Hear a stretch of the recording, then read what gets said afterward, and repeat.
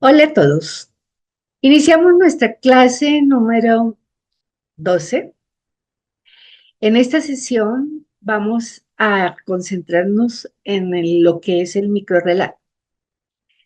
Estuve mirando las clases virtuales que hemos hecho y en el último momento, la última ejercicio que hicimos, pues noté que hay todavía alguna confusión en lo que consideran que eso no es un cuento fantástico, un cuento de ciencia ficción, perdón.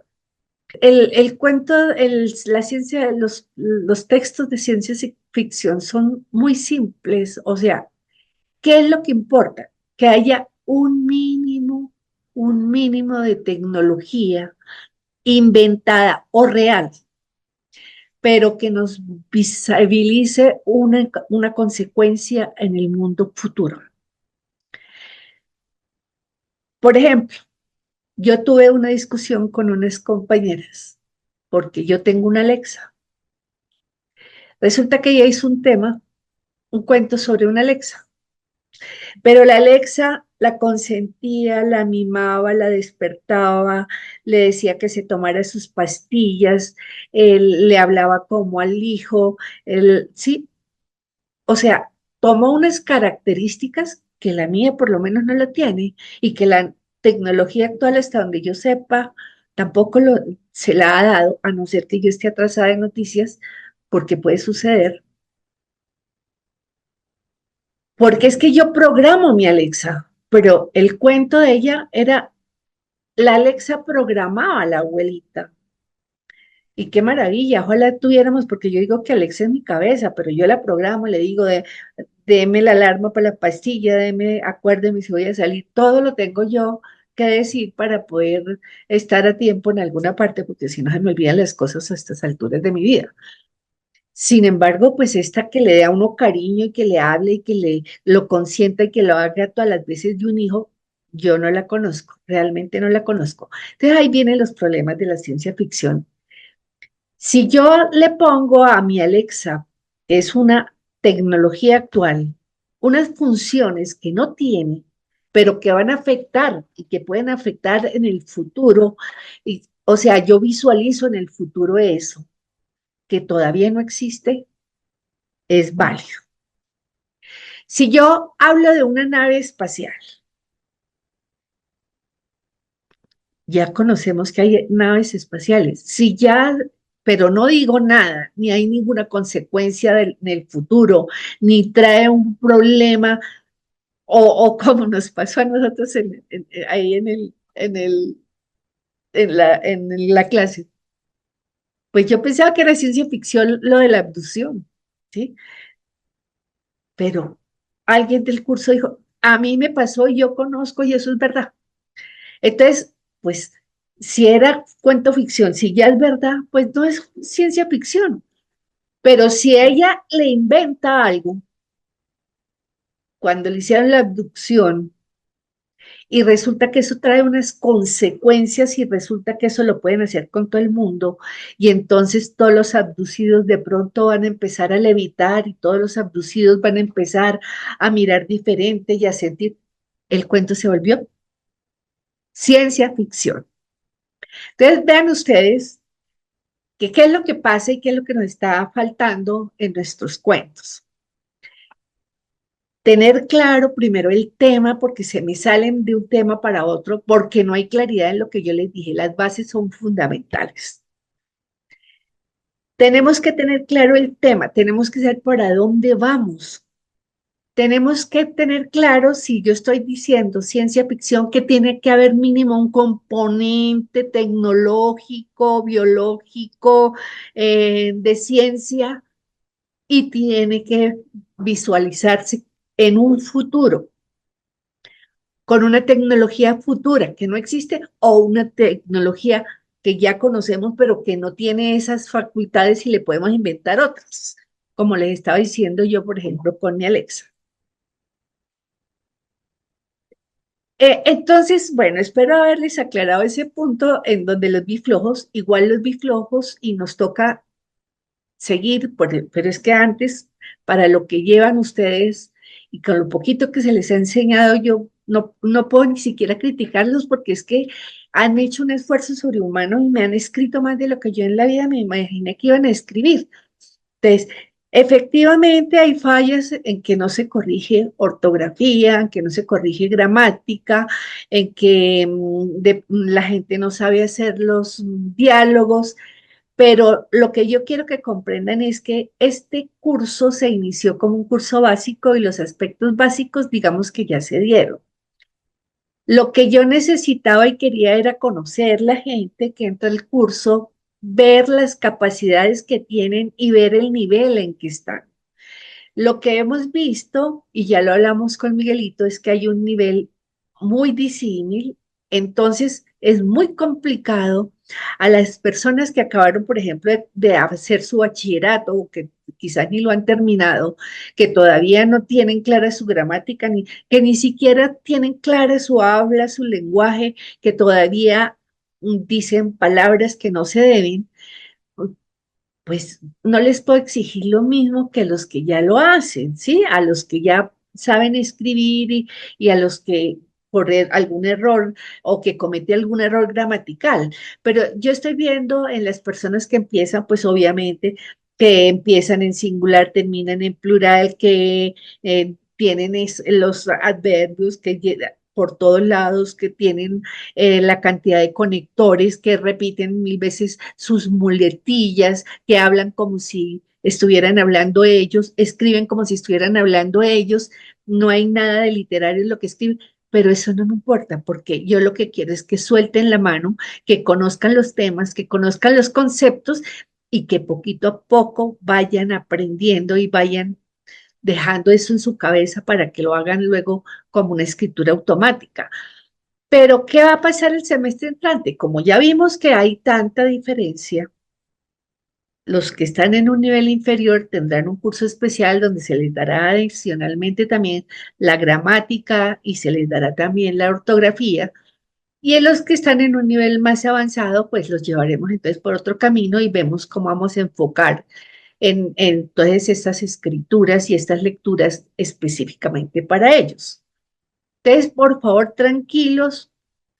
Vamos hoy a comenzar entonces nuestro tema, no se me afanen, igual ya están haciendo microcuentos cuando yo les nombro algo y ustedes se me adelantan años luz, pues, y me llegan ya con, hasta mire, mandé esto al concurso y yo me quedo, pero ¿cómo así? Estos chicos son súper rápidos y súper eficientes y súper lindos, ¿cómo es que hacen eso? No quiero quitarles la ilusión, pero antes de mandar, aprendamos bien el asunto porque si ustedes empiezan a mandar sin tener claridad de lo que está, lo que es un microrrelato, por ejemplo, ¿qué va a pasar? Que ustedes mismos se me van a frustrar. Y yo necesito que ustedes estén animados y que sepan que nosotros podemos, que el que no sabe también puede, que va a aprender a su ritmo, que el que sabe ya mucho, pues qué chévere, nos va a poder aportar, me va a poder enseñar a mí, le va a poder enseñar a todos, porque eso es lo que estamos haciendo aquí, colaborándonos los mayores adultos, los adultos mayores, para que podamos hacer algo diferente y tener nuestra vida plácida y feliz en los últimos años.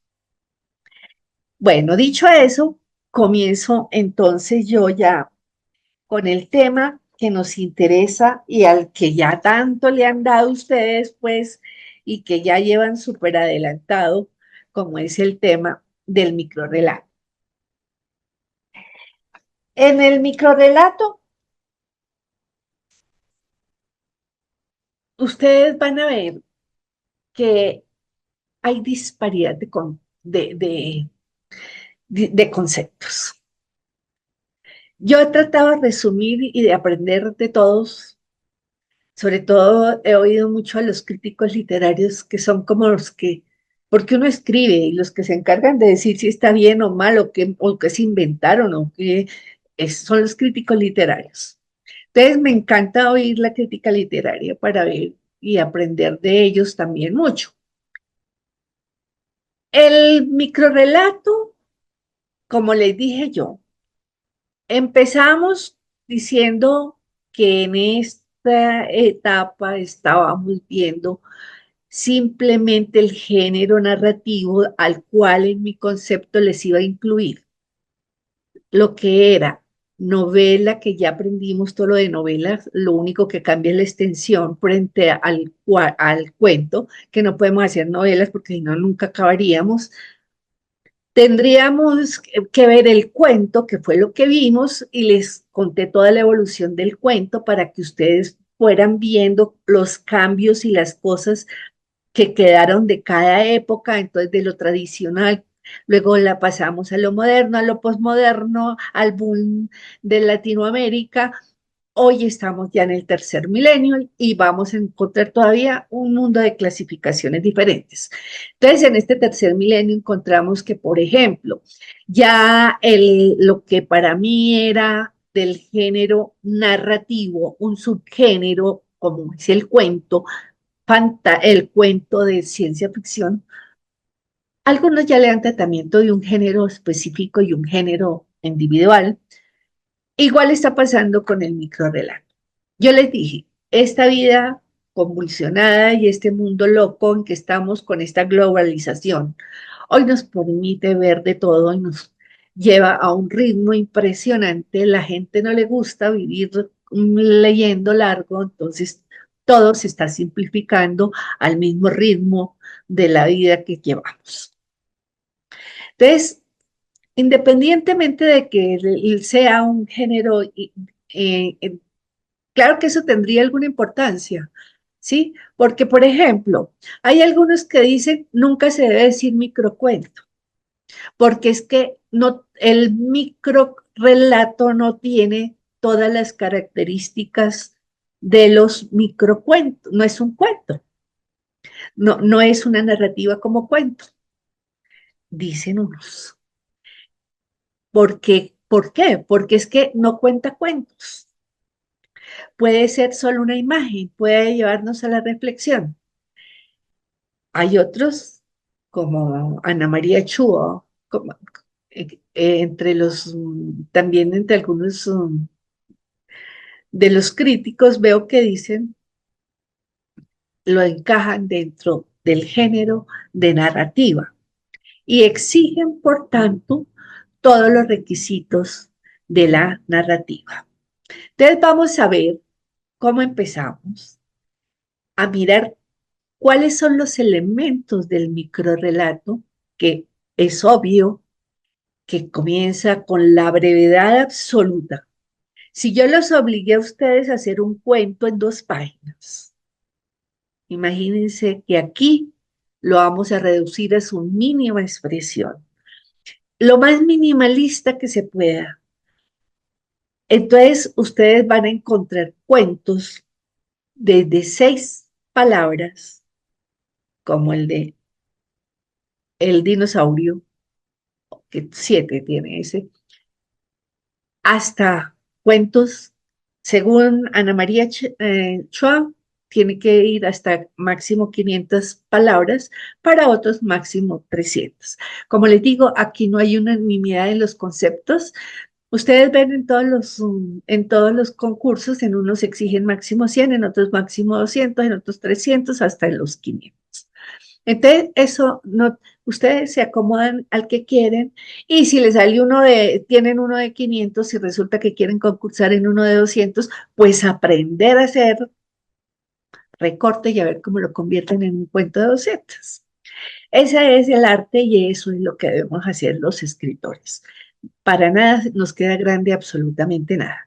Entonces vamos a ver ya formalmente cuáles son los elementos y cómo vamos a manejar esto del microrrelato.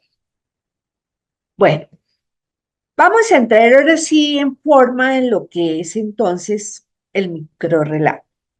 Ustedes vieron que la clase pasada también les enseñé algo o les dejé ahí para que ustedes también profundicen el tema de lo que era la teoría de Leiber de Hemingway. Esa teoría, ¿por qué se las fui trayendo? Yo les he dicho que yo los llevo en un orden donde ustedes vean la importancia de las cosas y las puedan utilizar. Porque es que en el microrrelato es fundamental no mostrar todo, sino solo la punta del iceberg. Lo profundo y lo importante lo tiene que deducir entonces el lector.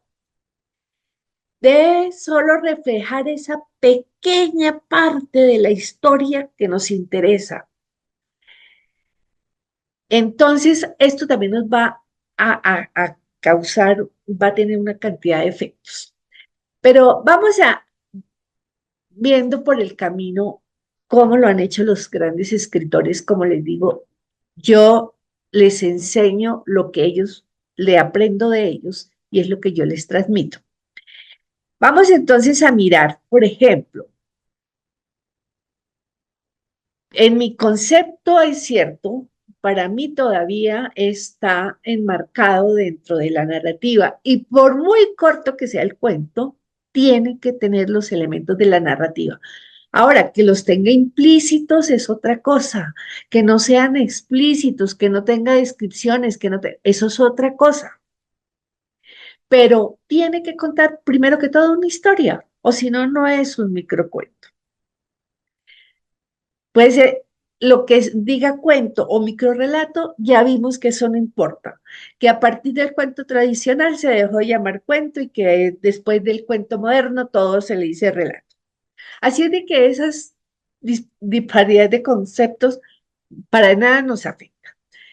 Es cierto que en mi concepto forma parte del género narrativo, pueda que tenga hoy un tratamiento diferente y que logre independizarse y realmente darle otras características, pero hasta donde vemos hoy, forma parte del género narrativo y por lo tanto tiene que contarnos una historia.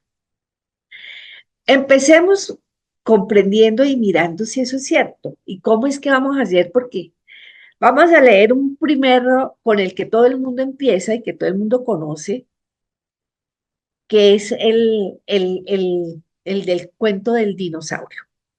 ¿Cuáles son esos elementos narrativos que nosotros decimos que tiene que haber? Ya ustedes los conocen. Decimos que tiene que haber una voz narrativa.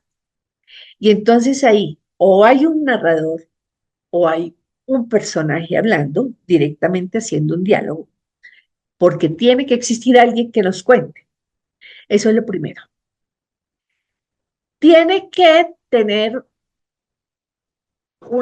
digamos, los componentes de cualquier relato, que ya lo hemos dicho, un inicio, que no necesariamente tiene que ser explícito, tiene que tener un clímax o un inicio, nudo, y en el nudo estamos hablando del clímax, y tenemos que tener un desenlace. Igual que en cualquier cuento, ese desenlace ya sabemos que lo podemos hacer con un final sorpresivo, se puede hacer también en un microrelato, o simplemente dejar los finales abiertos que llevan a la reflexión y que obligan al lector a crear su propio final, porque ese es el fin y lo que se pretende. Entonces, con muy pocas palabras, utilizando entonces la teoría de Leiber, de Hemingway, vamos a mostrar muy poco. Veamos cómo entendemos esto viendo el ejemplo del dinosaurio. ¿Qué nos dice el cuento del dinosaurio? Dice, cuando despertó el dinosaurio, todavía es, cuando despertó, coma, el dinosaurio todavía estaba allí. Miren la importancia de la puntuación. Cuando despertó.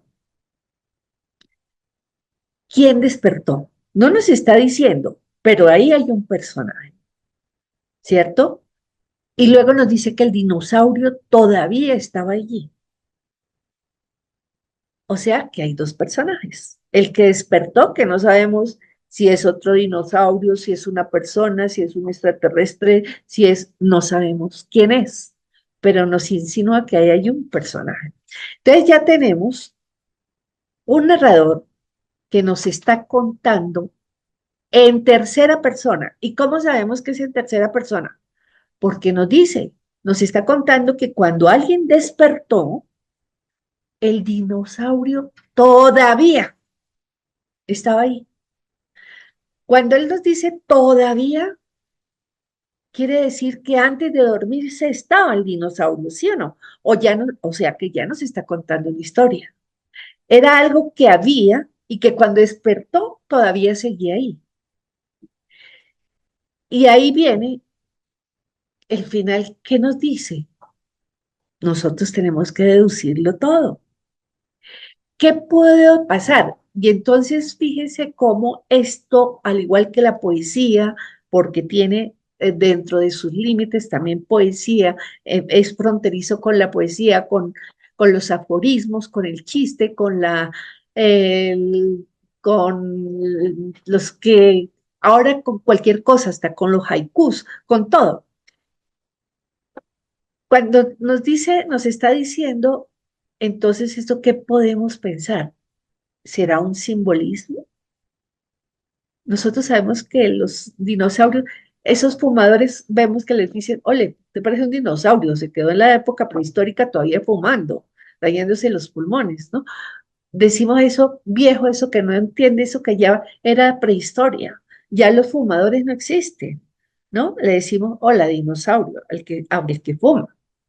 Entonces, ¿qué nos quiere decir cuando despertó y quién despertó? Él todavía estaba ahí. Él estaba teniendo una pesadilla o él tenía un problema viejo y una cosa, si lo queremos ver simbólico, y se metió, se acostó con esa angustia existencial y despertó y seguía el mismo problema ahí. Mire todo lo que podemos pensar. Entonces, ¿qué significa? Que en 7 palabras sí nos contaron una historia.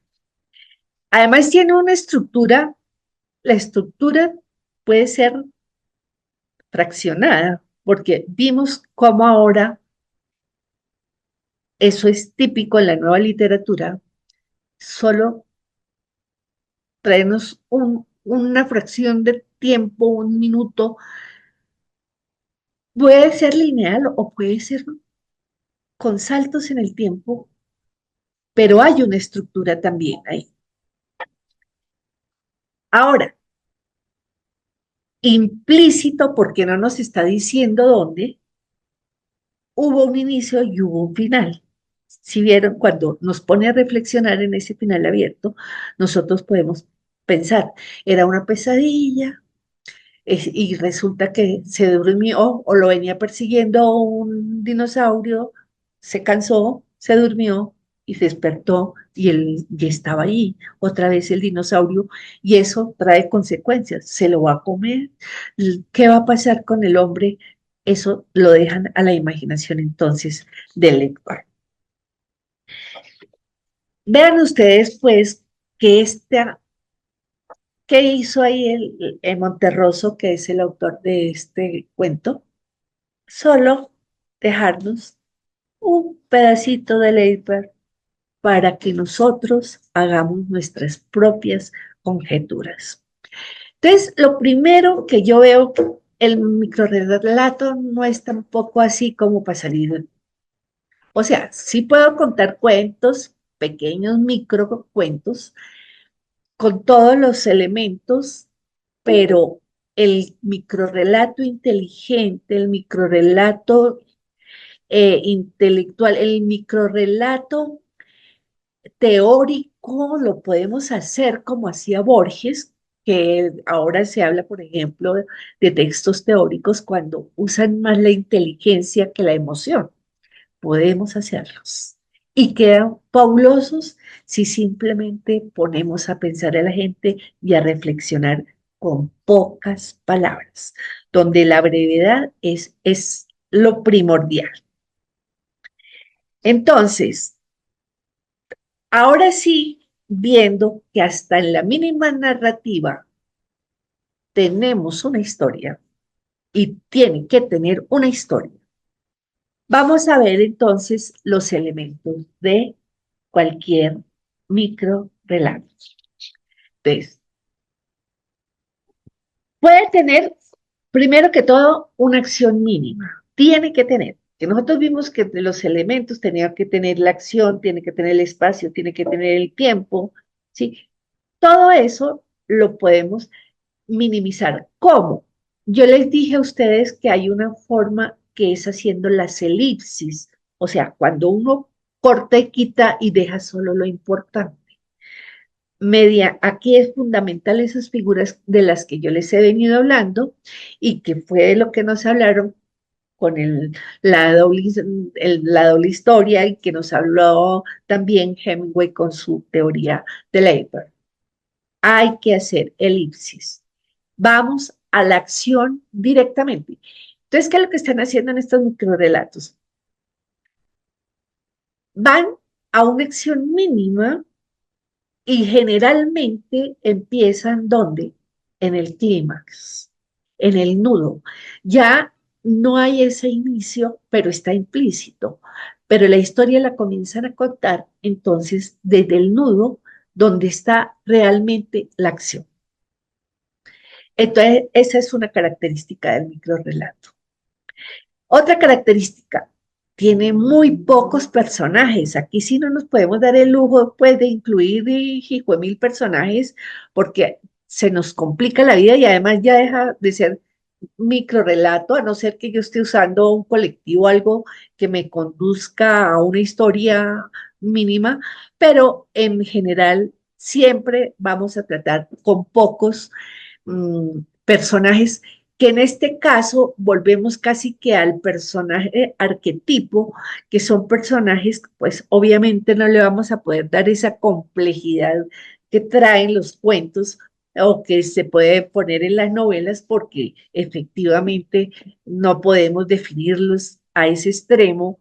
De pronto en la conversación, si lo que vamos a hacer es parte del clima, es por ejemplo, un coger una parte emotiva o una parte de un conflicto que podemos centrarnos en ese pequeño conflicto, pues podemos decir mucho, ¿sí? Pero en general, pues los personajes son arquetipos, se hablará del juez, de la chica, pero no hay modo de empezar a describirlos ni a describir el personaje. Eso no se ve en el microcuento. Si nosotros podemos hacer en microcuento también, igual que en la narrativa, tenemos que seleccionar un tono. Y entonces nosotros decimos, bueno, generalmente, y lo que más se usa, digamos que en el microcuento es el tono humorístico, el tono, un tono irónico, un tono con sátiras, pero siempre debe haber ingenio, porque es que sacar de lo mínimo algo profundo que hagamos sentir y que la gente comprenda y que la lleve a la reflexión. Entonces, el tono también es importante. Por ejemplo, a ver si yo encuentro algo que les pueda mostrar de un tono con humor, por ejemplo. A ver si entre los que yo tengo por acá, aquí hay uno con tono de humorístico, un microcuento para que ustedes me vayan consiguiendo, me vayan entendiendo el concepto. Empezando, pues ahí les voy mostrando el título, que es vital también en estos microcuentos, es parte fundamental porque nos va a decir mucho. Mire, les leo este, que se llama Confesión del vampiro inmunodeficiente. Estoy trabada, de Antonio Muñoz Molina. ¿Qué dice el cuento? Al comprobar que el crucifijo era inútil, esgrimió ante mí, también en vano, un certificado médico. Si yo leo esto simplemente así, antes de decirles a ustedes que es un vampiro inmunodeficiente, pues, ¿qué me está diciendo? Nada. Entonces, fíjense que aquí el humor, pues imagínese usted un vampiro que no puede tomar sangre, entonces es un problema grave, ¿cierto? pero si no nos lo dicen en el título, pues nunca sabemos en dónde está el chiste. ¿Cuál es el problema de ese pobre vampiro? Si se alimentan todos de sangre y él no puede hacerlo, entonces, qué problema tan grave que tiene? Y para probarlo fuera de eso nos trae un certificado, le toca llevar un certificado médico. Ese es uno de los cuentos de digamos, que trae un poco de humor. Entonces, el tono siempre va a ser importante cuando estamos haciendo nuestros microcuentos. Las palabras que usamos. Aquí sí, mejor dicho, les toca a ustedes cortar y cortar y cortar y cortar, porque las palabras tienen que ser precisas.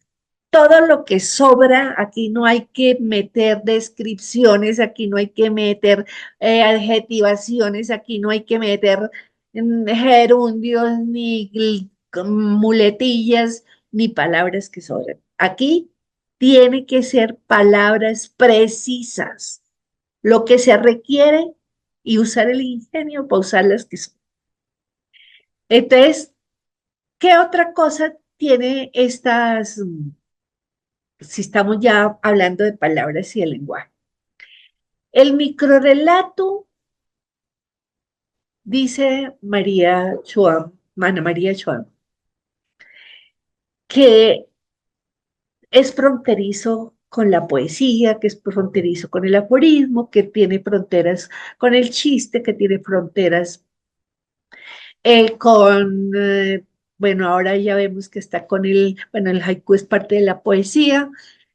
Bueno, se nutre también de otros, digamos que se corre el riesgo de incurrir, por ejemplo, de estar haciendo un aforismo nosotros en lugar de estar haciendo un microcuento, pero también se nutre de todos esos elementos, y entonces de los refranes, de los cuentos populares, de todo podemos nosotros usar para convertirlo en un microrelato. Les voy a mostrar ejemplos para que ustedes vean la cuestión. Pero si nosotros nos nutrimos, ¿qué nos nutrimos, por ejemplo, de la poesía? En el microcuento, en la brevedad, en la poesía también hay elipsis, en la poesía hay evocación. Entonces, traemos esas imágenes que impactan, que provocan en el interior simplemente una impresión en el lector, ¿sí? Todo eso tenemos que aprovecharlo entonces y va a robarle de de esas formas literarias diferentes, así como hizo Borges, justaponer y utilizar, las podemos utilizar, pero teniendo siempre claro toda la naturaleza del microrelato. Ahora, el diálogo es importantísimo. Nosotros podemos hacer un simple cuento con un diálogo. Aquí voy a empezar a aclararles algo que no les aclaré, digamos, cuando se supone que lo íbamos a ver o que lo vamos a profundizar, porque eso es un tema largo y complicado. Los elementos del diálogo, eso los vemos cuando empecemos a escribir en forma y cuando estemos corrigiendo nuestros textos. Pero por ahora les voy a decir, y es importante, ¿por qué? Porque ustedes ya me están mandando a concurso los cuentos y resulta que si nosotros no sabemos hacer diálogos, si no mandamos las cosas bien hechas, de una vez nos descabezan, ¿sí? Entonces, nosotros tenemos que tener claro que en un diálogo, el diálogo está conformado por tres partes. Tiene un parlamento. O sea, un diálogo es una conversación, pero pasada en un papel, ¿cierto? Cuando nosotros hablamos de diálogo, estamos hablando del escrito, el diálogo en el papel. Esa conversación no puede ser, pues, tiene que parecer real, pero no podemos hablar como hablamos generalmente nosotros, sino saber hacer un diálogo, a escribirlo con profundidad. Es importante, por ejemplo, que si vamos a poner diálogos, lo hagamos, por ejemplo, sin narradores. Simplemente ponemos a los personajes a dialogar. Y de un diálogo podemos sacar hermosos cuentos y les voy a leer uno que me encanta, que es El emigrante de Luis Felipe Lornel. Miren lo simple, pero tenemos que, ahorita les enseño ahí sobre el texto los elementos del diálogo. Dice, Raya, empieza la interrogación y dice, ¿olvida usted algo? Y simplemente nos contestan, Raya, ojalá. O sea, hay alguien preguntando y alguien respondiendo. O sea, alguien preguntó, ¿olvida usted algo? Y alguien contestó, ojalá. Si nosotros aquí en el cuento él utiliza el guión largo, según la RAE ahora se utiliza la raya para si queremos hacer con guiones, porque podemos hacer como queramos. Se puede hacer con guiones, se puede hacer con comillas, se puede hacer sin guiones, se puede hacer, ahorita les explico. Por ejemplo, en este caso, si nosotros no tenemos el título, para que ustedes vayan viendo lo importante, si no nos dice que se titula El emigrante, pues nosotros, ¿qué podemos concluir? Nada. Pero en dos palabras, en dos frases, mire lo que nos dice. ¿Olvida usted algo? Entonces uno piensa en el emigrante y uno ve que alguien lo está viendo, que algo le pasa a ese hombre. Deja su país, deja su familia, deja sus hijos, deja su trabajo porque un maldito dictador lo hace irse, porque una situación de bombas está haciéndolos huir de su propia casa. Imagínense qué puede estar pensando el emigrante en ese momento. ¿Le olvide usted algo? Ojalá, ese ojalá que nos quiere decir, ojalá yo pudiera olvidar todo lo que dejo. Mire la profundidad de lo que nos está diciendo. Ahora, esa es mi interpretación, ¿no? Yo no sé ustedes cómo lo interpreten. Otros lo interpretarán diferente, pero de eso se trata. Dos, un diálogo simple, un buen título y nos contó una historia. Ya sabemos qué es, y nos lo está contando los mismos personajes que hablan. Y el título nos está dando la pauta. Alguien se va. Mire que ahí está toda la historia completa. En la acción está en el diálogo diciéndonos, está él pensando, ya se va. Y ojalá el conflicto interno es el clímax. Entonces empezó en pleno nudo, pensando en lo que dejó. Miren todo lo que nos está diciendo, pues, entonces, este microcuento. Eso es lo importante, no contar y decir palabrerías sin sentido. Las palabras tienen que ser concisas, precisas y querer decir algo, no escribir por escribir. Ya les dije entonces que tienen que acudir a la elipsis y a la evocación, que son los límites que le cogemos, digamos, las cosas que le robamos a la poesía para que ustedes hagan eso. Ustedes ven esto tan corto, quitaron el inicio quizá, pero uno se lo imagina, no es que desaparezca, nos cuenta la historia y uno se imagina el inicio, se imagina lo que está ocurriendo en ese país maldito donde un dictador está matando a su propia gente y no le importa más que su propio poder. ¿Sí? Y uno se imagina el dolor que lleva ese hombre adentro. Nos cuenta una historia y una historia que conocemos y una historia que nos afecta a todos. Ahora, en el microcuento, el tiempo y el espacio, pues también es indefinido. Aquí no hay espacio para descripciones ni para que nos pinten, pues estoy en el aeropuerto, está saliendo, o va por la frontera, o va por... No. Nos está mostrando un tiempo y un espacio indefinido, pero existe. Uno se puede imaginar el tiempo y el espacio. y se puede imaginar en situaciones, puede imaginárselo montándose una lancha, puede imaginárselo corriendo por una carretera, lo puede imaginar entrando a un aeropuerto, lo puede imaginar en miles de formas en el tiempo y el espacio. Ahora, los finales en el microrrelato también tienen que ser imprevisibles y conducirnos mayormente a la reflexión. O sea, intentar hacer microrrelatos abiertos. Pero ojo, ¿qué es lo que yo estoy viendo que falla también en mis cuentos, en los cuentos de los que me traen? No confundir, dejar el cuento a medias con no dar un desenlace.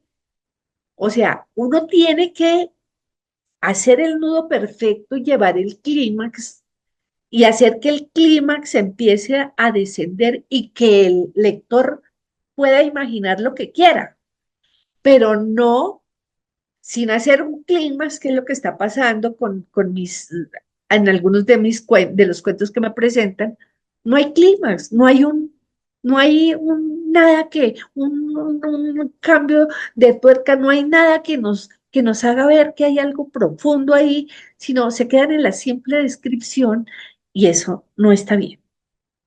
En el microcuento tiene que existir el conflicto también de alguna forma. Miren este conflicto tan tenaz en tan pocas palabras.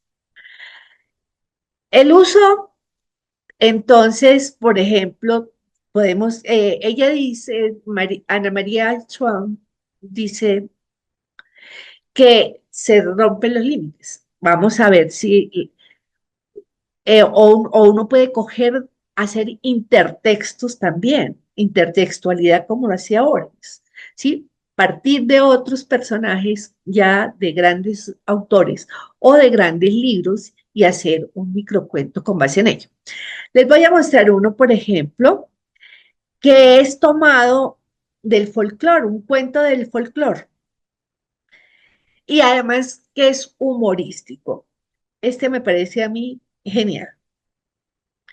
Se llama Un reloj de sol y es tomado del pueblo de los tontos en el folclore alemán. O sea que mire que nos pueden servir todos esos cuentos anónimos y los podemos traer y convertir en microcuentos y ya manejados de otra manera. Dice el cuento, después de muchas horas de discusión y de un cuidadoso análisis de las ventajas y desventajas, coma, las autoridades decidieron construir un hermoso reloj de sol en la plaza del pueblo, con punto, con un buen techo amplio, coma, para que no se mojara. ¿En qué quedó entonces el reloj de sol? Si le pusieron un techo encima, ¿cómo va a poder dar las horas? ¿No? Entonces es un cuento humorístico basado en digamos, en un cuento, era lo que llamaban cuentos en esa época, tradicionales, que se pasaban boca a boca. Entonces, nosotros podemos nutrirnos de esos cuentos y traerlos ahora a la realidad. El cuento, el microcuento, si le tenemos un final abierto o siempre es importante que conduzca a la reflexión del lector y que lo ponga un poquito a pensar. Vamos a leer otro para que ustedes entiendan, uno de Gabriel Jiménez Semán, que se llama Hombre Invisible. Aquel hombre era invisible, coma, luego sigue pero nadie se percató de ello. Pero nadie se percató de ello. Mire la historia. Además, aquí, ¿para qué les traigo este cuento? Si ustedes cogen cosas surrealistas, si ustedes cogen cuentos de lo absurdo, los vuelven súper breves, ustedes están haciendo un microrelato. ¿Con base en qué? En todo eso que nos dejó las vanguardias. Entonces, aquí, pues, es como un cuento del absurdo, ¿no? si el hombre era invisible, pues nadie se percató, pues nadie se percató. Cuando nosotros utilizamos el pero, siempre es porque hay como una contradicción. Aquí nos ponen un pero y continúa con el mismo cuento, no hay contradicción. El hombre era invisible, pero nadie se percató de ello. Entonces, sostiene lo mismo, pero nos hace reflexionar, porque es una, digamos que es una escritura alegórica. ¿Qué es ser uno invisible? ¿Cuántas personas no somos invisibles frente al mundo? Estamos aquí, pero nadie nos mira, nadie nos tiene en cuenta. Nacimos invisibles, vivimos invisibles. ¿Sí? Es un problema de fondo, es algo. No hay quien nos haga visibilizar. ¿Qué nos puede hacer visibilizar? Empieza con un absurdo que podemos tomarlo, como les digo yo, de, por ejemplo, del surrealismo, pero termina entonces haciéndonos reflexionar sobre algo. Eso es fundamental en el cuento, la reflexión. Ahora, miremos estos límites de que nos habla Ana María. Veamos los límites con el aforismo. A ver, uno puede utilizar todo eso sin caer en el aforismo, puede utilizar los mismos aforismos para los cuentos. ¿Qué eran los aforismos? Eran unas máximas morales, antes unas sentencias morales. Todo con este tercer, en el milenio nuevo, todo cambia. Hasta los aforismos han cambiado. Entonces ya dejaron de ser máximas o sentencias de carácter moral y lapidaria como se hacían antes, y ya tienen, tienden a ser poéticos, tienden a ser filosóficos, tienden a ser políticos, irónicos, humorísticos, y ahí pusieron de moda todo lo que nos dejó Borges, ¿no? Entonces, podemos utilizarlos para hacer nuestros propios microcuentos. Vamos a leer algunos aforismos para que ustedes lo comprendan. Primero comprendan el aforismo y ven qué pueden sacar de él, porque no podemos caer en el aforismo puro, sino que tenemos que hacer de eso que relata de pronto un microcuento. El aforismo puede ser mariposa, poético y alado, de procedencia oriental. Ahora, el aforismo puede ser grave y pesimista, y entonces nos lleva a esos aforismos moralistas de los franceses. Puede ser burlón, pero con un humor inteligente. Fíjense que ya la emoción no es tan importante, importa la cabeza, el uso de las palabras inteligentes. El aforismo puede ser místico y misterioso, puede ser paradójico, puede ser cínico, puede ser prudencial, puede ser científico. Pero si nosotros leemos, de allí podemos armar microcuentos sin llegar a ser aforismos. Entonces, vamos viendo pues algunos, vamos viendo para ir quitando, digamos, esos, para no incurrir por ejemplo, yo puedo coger lo de la poesía, como les digo, la evocación, la sugerencia para hacer el cuento, pero no es poesía. Yo tengo que saber que si yo paso el límite y solo hago imágenes y solo hago figuras retóricas, y estoy ante la poesía y no estoy ante un microcuento. Entonces, tenemos que tener muy claro que podemos robarle a los aforismos ciertas cosas, a los refranes, a los cuentos tradicionales, a los cuentos famosos, hacer un microcuento con el de Borges, podemos hacer, así como hizo sus cronopios, también Julio Cortázar, son microcuentos interesantes donde nos iba enseñando además a escribir. También los podemos basar en cuentos populares y aquí les traigo otros ejemplos. Por ejemplo, este de Juan Armando Eppel, que se llama Para mirarte mejor. Aunque te aceche con las mismas ansias, coma, rondando siempre por tu esquina, coma, hoy no podríamos reconocernos como antes, punto. Tú ya no usas esa capita roja que causaba revuelos cuando pasabas por la feria del parque florestal. Hoy, mire, ya hasta la ubicó en un parque forestal, hojeando libros o admirando cuadros. Y yo no me atrevo ni a sonreírte con esta boca desdentada. Póngale cuidado ese cuento. Vuelvo y se lo leo sin ponerle la ortografía para las comas y eso. Voy a leerlo de corrido, pero haciendo con la voz la puntuación. Aunque te aceche con las mismas ansias, rodando siempre tu esquina, hoy no podremos reconocernos como antes. Tú ya no usas esa capita roja que causaba revuelos cuando pasaba por la feria del parque forestal, hojeando libros o admirando cuadros, y yo no me atrevo ni a sonreírte con esta boca desdentada.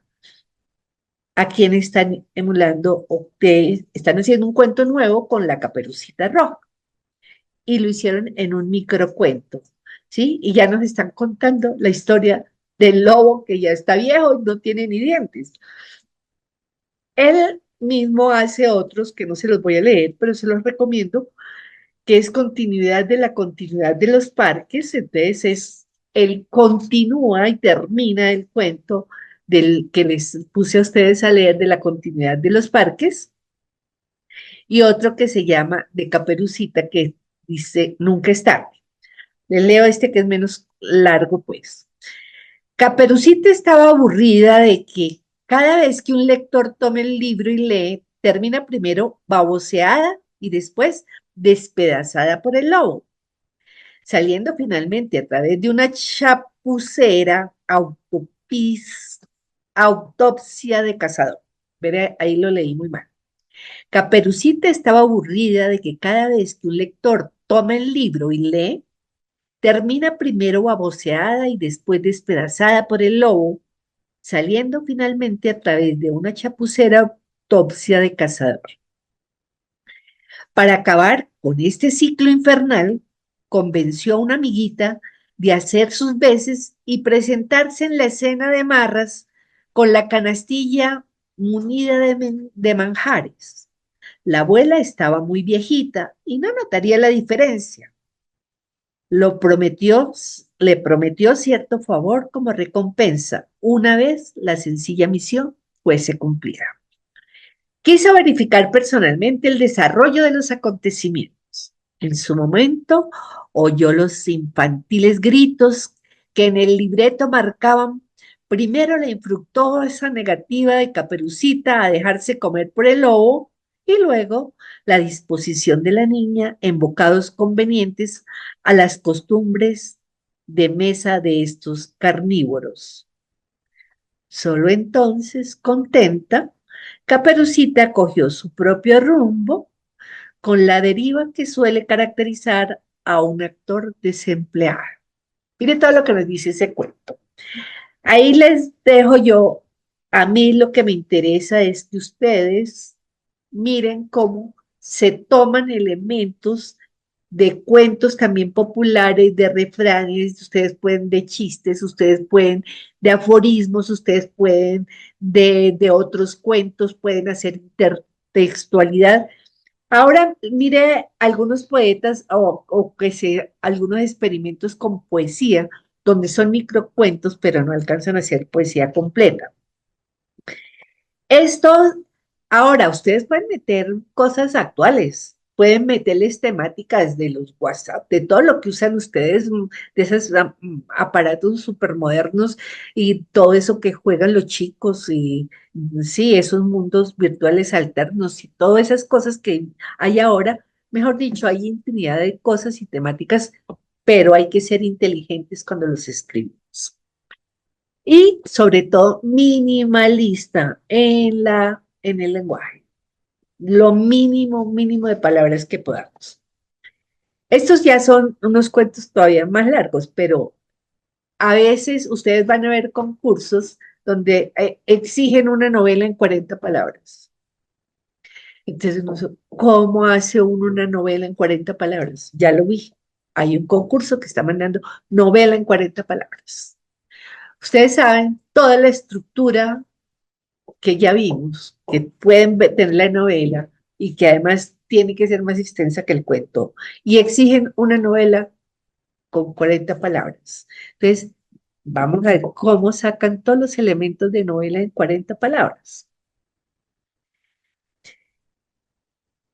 Esta que tiene límites con la poesía se llama Graznido Cuarto de Lilian El Pilc. Estaba yo dentro de mi laringe haciendo nido. Mire cómo empieza a usar las figuras retóricas. Juntaba cuerdas vocales, úvulas y pequeñísimas ramas. Te esperaba, silbaba, graznaba, gritaba. Al final de la tarde, cuando el sol vaciaba Praga de sus colores, viniste. Te di de comer de mi cuerpo. Velé sueño, acaricié tu sedoso pelo pluma. Hice tantas cosas que casi dormido en mi propia, que caí dormido en mi propia cestería. Al despertar, aún estabas. No debemos salir, dijiste. Bueno, miren ustedes, pues, para que interpreten estos cuentos, para que los busquen y los repiensen.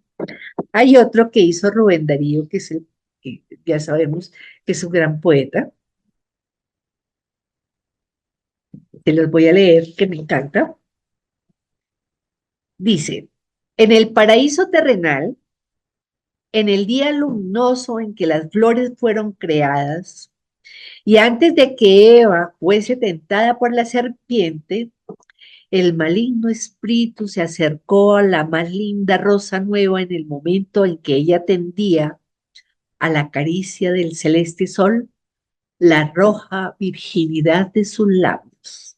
Mira la poesía, pues, de este hombre. Eres bella, empieza el diálogo. Eres bella. Lo soy, dijo la rosa. Bella y feliz, prosiguió el diablo. Tienes el color, la gracia y el aroma. Pero, punto suspensivo, pero, pregunta, ¿no eres útil? ¿No miras esos altos árboles llenos de bellotas? Esos, a más de ser frondosos, dan alimento a muchedumbres de seres animados que se detienen bajo sus ramas. Rosa, ser bella es poco. La rosa entonces, tentada como después sería la mujer, deseó la utilidad de tal modo que hubo palidez en su púrpura. Pasó el buen Dios después del alba siguiente. Padre, dijo aquella princesa floral, temblando en su perfumada belleza, ¿queréis hacerme útil? Sea, hija mía, contestó el Señor sonriendo. Y entonces vio el mundo la primera col. Mire que es hasta humorístico y está precioso este cuento. Ahora, como yo les digo, aquí los diálogos son fundamentales. Entonces tenemos que saber hacer los diálogos. Los diálogos, ¿cómo están conformados? Los diálogos tienen un parlamento. Cuando estamos hablando de diálogos, estamos hablando de conversaciones. Ya les mostré ahí dos poemas donde los diálogos son fundamentales. Uno en el que con simplemente dos frases en el diálogo ya nos hizo toda una historia tenaz, el del emigrante. Entonces, el diálogo por regla general tiene un parlamento, que es esa parte que el dialogante le cuenta a otro, lo que le dice a otro, ¿cierto? Ese es el parlamento. En algunos vamos a encontrar un indicador. ¿El indicador qué significa? Que nos está diciendo quién fue la persona que habló, quién fue el dialogante. Y entonces dijo María, gritó José, expresó fulano. Ese sería el indicador. Pero además tiene una acotación. La acotación nos puede mostrar lo que gestos de la persona, nos puede mostrar reflexiones de la persona, nos puede mostrar, hacer una descripción del espacio.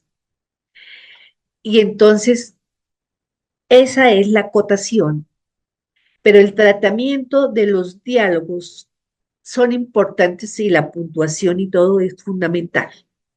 Tenemos que saber hacer el diálogo. Entonces, depende, por eso les digo, necesitamos una clase completa para hacerlo, porque depende de la clase de signos que yo quiera utilizar. Podemos utilizar, y por ejemplo, la RAE, si uno va a usar, digamos, lo actual, tiene que utilizar la raya. Ya no lo dice ni siquiera guión grande, sino raya. Entonces, es ese guión grande y siempre va a comenzar entonces el diálogo con ese guión y separado de la narrativa anterior, con un guión que empieza en mayúscula lo que se conversa. Después viene si quiero ponerle acotación, si yo quiero ponerle la, la, el indicador y si yo quiero poner la acotación. Por ejemplo, chicos, es complicado esto de los diálogos, ¿cierto? Estoy hablando yo con ustedes. ¿Cómo empiezo? Les pongo.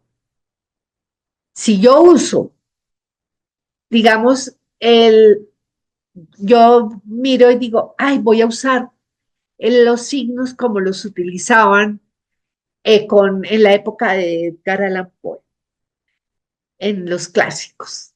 Y entonces allí vamos a ver que usan comillas y entonces nosotros sabemos, hay las comillas clásicas, la comilla inglesa, la comilla española y todas tienen una utilización diferente. Vamos, no, yo quiero utilizar como lo hacía Chekhov, o no, yo quiero utilizar como ya lo hacían los del boom. Entonces yo decido, pero yo miro la convención completa y hago la convención como se hacía en cada época, porque de pronto podemos, solo cuando conocemos las convenciones las podemos romper. ¿Qué quiere decir esto? Si ustedes leen algunos libros de Saramago como este, ¿cómo es el que se llama? Bueno, esta cabeza mía a veces me falla mucho. Ay, ¿cómo es el del ciego? El del hospital, donde entran todos. No es que haya mala ortografía. Él crea su propia gramática y pone la puntuación como se le da la gana. Y entonces, o ponen, yo puedo inventar poner solo comas, sino poner puntos, o yo puedo inventar poner solo puntos y comas y no utilizar el punto final, o yo puedo poner en ciertas partes mayúsculas con algún objetivo y no poner, o poner en minúsculas y no usar minúsculas, o quitar unas vocales. Uno con el tiempo va creando su propio estilo si quiere, o puede hacer un cuento con un estilo propio. Elmer Mendoza, que es el mexicano que hace eh, literatura negra, también tiene libros sin ninguna ortografía. Entonces, Eso, si nosotros no sabemos todavía y no tenemos nuestro estilo, tenemos que usar las convenciones normales y tenemos que saber usarlas o si no, mal en los concursos. Entonces, ya aclarado todos estos puntos, pues concluyamos para culminar este aspecto y les voy a dejar como tarea para el viernes, si yo no estoy, le voy a pedir el favor o a Jaime o le pido el favor a Jesús, entre Jaime y Jesús que me ayuden a leer microrrelatos. Yo les voy a mandar los libros de microrrelatos para que ustedes vayan entre ustedes analizando este microrrelato que toma, para que vayan viendo ustedes los propios límites y vayan viendo formas de hacer microrrelatos. Por ahora entonces vamos y lean microrrelatos, porque es que el problema es que si nos ponemos a escribir sin leer, si estamos mal. Entonces, igual les mandé libros de textos literarios de cuentos de Ray Bradbury, de todos los grandes cuentistas de ciencia ficción. Les hice de varios. Ustedes pueden también leer desde Julio Verne para que comprendan el concepto y miren, escribió cuando se escribió Frankenstein, imagínense, nadie sabía todos esos monstruos que se pueden crear en laboratorios, cuando están haciendo experimentos, nadie se imaginaba que se podían clonar los seres humanos, nadie sabía que se podían crear seres entre un tubo. Entonces, mire todo cómo va cambiando. Y en esa época no existía la ciencia ficción, para que ustedes van entendiendo el concepto. En este momento hay ciencia, tecnología, química, biología, todo lo que ustedes quieran y que encierra la ciencia. Tenemos que visualizar con todo eso que tenemos que estudiar, como yo les dije desde el comienzo.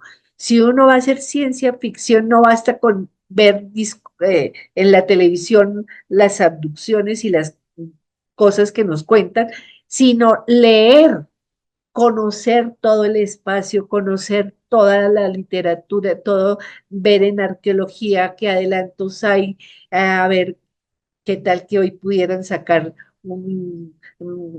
ya sabemos que del ADN, si lo pueden manipular y podemos sacar a un Tutankamón en esta vida o un dinosaurio como hacen en Jurassic Park, es que se llaman esas películas de ciencia ficción. Todo eso podemos nosotros dimensionarlo y mirar con base en lo que vemos, pero tenemos que estudiar. Y ustedes se quedan aterrados, por ejemplo, si entran a estudiar los últimos adelantos en la genética, si ustedes entran a mirar los últimos adelantos en la robótica, pues ustedes ven que ya es una realidad muchas cosas, pero entonces visualícenlo hacia el futuro. Visualicen un adelanto todavía más allá de lo que están viendo los ojos hoy. Inventen un aparato hacia el futuro, algo que nos va a cambiar la vida o que nos la va a volver peor de mal, que va a acabar con nosotros, ¿sí? De eso se trata entonces en la ciencia ficción. Podemos hacer un microrrelato de ciencia ficción con base en el estudio y en todo lo que tenemos en nuestra cabeza. Entonces, las conclusiones, ya para dejarlos descansar. Primero, el microrrelato es una narración breve que no puede usar sino lo que se necesita, palabras precisas, pocos personajes, y olvídense aquí de las descripciones ni del personaje ni de las áreas, esas se pueden introducir en la imaginación del lector si sabemos hacer la cosa con pocas palabras. Ustedes lo vieron en El Emigrante. Es parte del género narrativo. Por tanto, tiene que tener en cuenta, nos tiene que contar una historia. Si no, no hay cuento. Si nos quedamos en la sola descripción, pero no hay un clímax, no hay un conflicto, no hay nada, no hicimos nada. Tiene que tener un tono, puede ser humorístico, algo que nos cause emoción.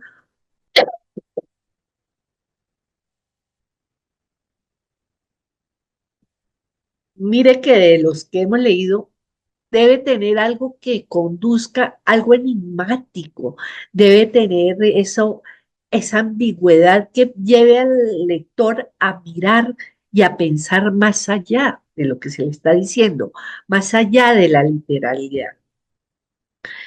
Los formatos pueden ser cualquiera, ustedes lo pueden hacer con el clásico, con el moderno, con el posmoderno, con el contemporáneo. Todo se utiliza en el microrrelato desde que sea mínimo. Pueden acudir a los límites, pueden acudir y robar parte de la poesía, parte del refrán, parte del cuento tradicional, parte de los aforismos, parte de los cuentos, de los chistes, ¿por qué no? También, desde que nosotros podemos hacer la intertextualidad que ustedes quieran, pero haciendo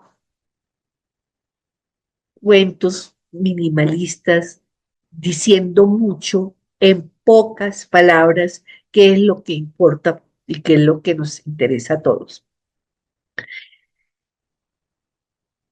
Según, por ejemplo, un crítico que yo les recomiendo mucho que lean, que es Lauro Zavala, que también ha tocado mucho sobre el microcuento, él dice que el microcuento debe caracterizarse por la brevedad, por la diversidad, por la fugacidad, por la fractalidad. Ustedes saben que después de todo el boom y desde el postmodernismo, la fractalidad es una constante en todo lo que escribimos y en la virtualidad, dice él.